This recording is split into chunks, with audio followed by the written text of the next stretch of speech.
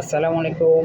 আজকে আমাদের ১১০ পিস কোয়েল ব্যাচের বয়স ১২ দিন। আজকে আমরা দ্বিতীয়বারের মতো লিটার বদলাই দেব। তো প্রথমেই খাবারের ট্রে পানির ফিল্টার নিয়ে ফেললাম। এরপর একটা বাঁশের কাঠি নিয়েছি, তারপর কাঠিটির সাহায্যে টাইসে লেগে যাওয়া তুষগুলো উঠিয়ে দিচ্ছিলাম। তুষগুলো একটু বেশি পুরাতন হয়ে গিয়েছিল, সেক্ষেত্রে তুষের নিচে গ্যাস জমা হচ্ছিল। গ্যাস কোনোভাবে হতে দেওয়া যাবে না, কারণ গ্যাস হলে সেখান থেকে কড়াইটা বা ঠান্ডার জনিত রোগ হওয়ার সম্ভাবনা থাকে। তুষ ১০০% সব ফেলে দেওয়া যাবে না, বা সব ফেলে না দিলেই ভালো। তো এখানে আমরা ৭০% পর্যন্ত তুষ ফেলে দিচ্ছিলাম।